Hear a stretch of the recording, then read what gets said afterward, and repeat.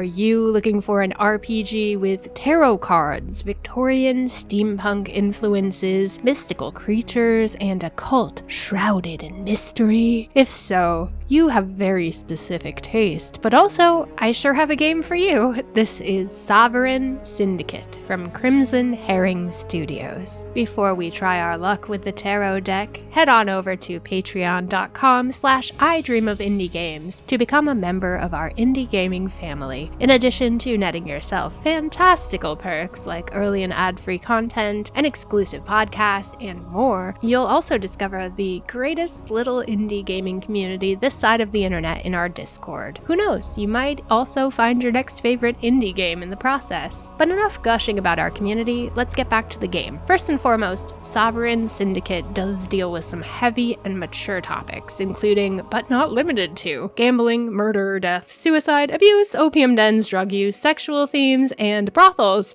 so this one might not be best for playing with younger players nearby. Also, it should be fairly obvious from the gameplay you've already witnessed, but this is a heavy reading game, almost to the point of making it feel like a visual novel at times. Characters and locations are introduced with pages of text, and conversations with NPCs scroll by on the right side of the screen, introducing branching dialogue paths and the unique tarot card element.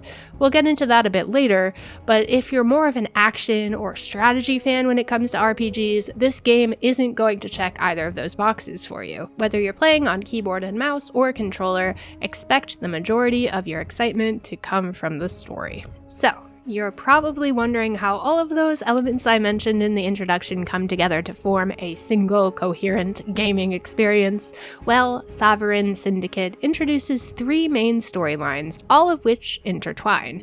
These stories follow orphaned alcoholic Minotaur, Atticus Daly, badass rebel Clara Reed, and fiery engineer Theodore Redgrave with his trusty automaton Otto. While each protagonist has a unique storyline, you'll very quickly discover that these stories intersect at key points that make for a unique and dynamic adventure. At the beginning of each character's journey, you'll select a tarot card with some starting attributes and an overarching trait that will impact their performance throughout gameplay.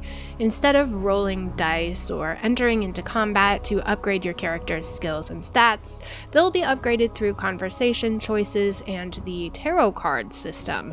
Different dialogue choices will impact the various humors that make up your character. For example, black bile is for analysis, blood is for ingenuity, and yellow bile is for impulse. Favoring a certain humor will change characters' temperament and potentially unlock new abilities for your characters in the form of unlockable and collectible tarot cards.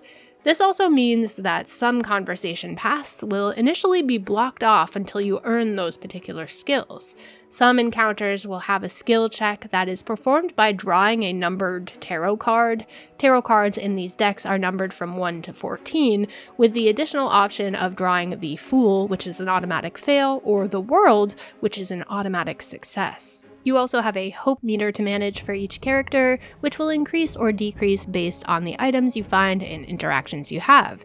Donating money to the orphanage, for example, might net you more hope, while finding a dead animal carcass or smoking a cigarette might drop it right back down. The way that different aspects of a character's personality have a voice in the conversation actually reminded me a little bit of Slay the Princess, as your self-discipline might have some different input than your animal instinct, and that mysterious old crone who keeps inserting her 2 cents. Other than that, you're basically just running around, fetching items, completing quests, and witnessing the debauchery of this fantastical fictional London. While the story itself was interesting and the gameplay was surprisingly intuitive, there were a few things that held me back from enjoying Sovereign Syndicate as much as I would have liked, not the least of which were the bugs. And I don't mean the fleas and ticks. On occasion, whichever character I was controlling would get completely, wholly, unequivocally stuck on a barrel, bush, or nearby object. Once stuck, there was no direction to run, no button to push that could save me from my irreconcilable stuckness. Granted, I could still access game menus, inventory, hover my cursor over interactive objects, even access and progress the text from some of those interactions, but nothing could unstick me from, as Scott Stapp would say, my own prison. At one point, I even restarted the game entirely, booted up my save, and still found myself glued to that same spot. Mercifully, I soon discovered that unless I was in one of the game's many buildings, I could fast travel with the game's map to unstick myself. The bad news?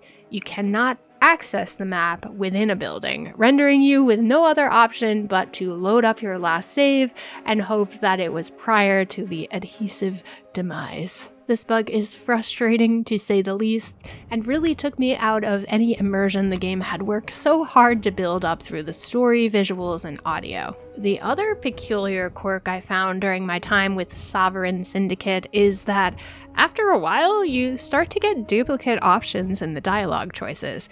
You can either agree or agree? The illusion of choice isn't really a choice at all now, is it? This game is quite ambitious, and the bulk of its charm shines through from the unique character development that transpires from these dialogue choices, and taking that away just makes for an interestingly themed visual novel.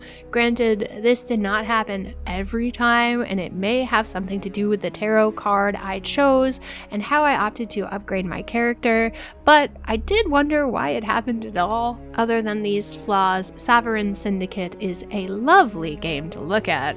The setting paired with the mythical creatures is a bit odd at first, especially with some of the more mature topics going on, but it grows on you with time. The London streets are well detailed, though a little lacking of other life, and some of the locations you can explore are really gorgeous, particularly the opulent hotel and the stained glass of the orphanage. What can I say? I'm a sucker for stained glass.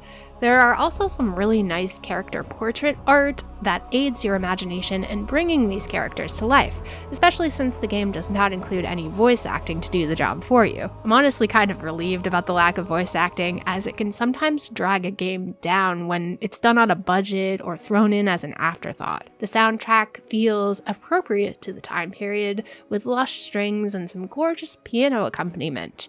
The musical pieces are probably not songs you'll be thinking about long after your gameplay, but they do make for good background music for reading, which you'll be doing a lot of. Overall, I'm right smack dab in the middle on this game. The story is solid and the tarot temperament system feels fresh. I do think the bugs can be ironed out with future patches, hopefully before you're even able to purchase a copy for yourself, but it definitely feels like it's lacking a certain amount of excitement that could take it to the next level.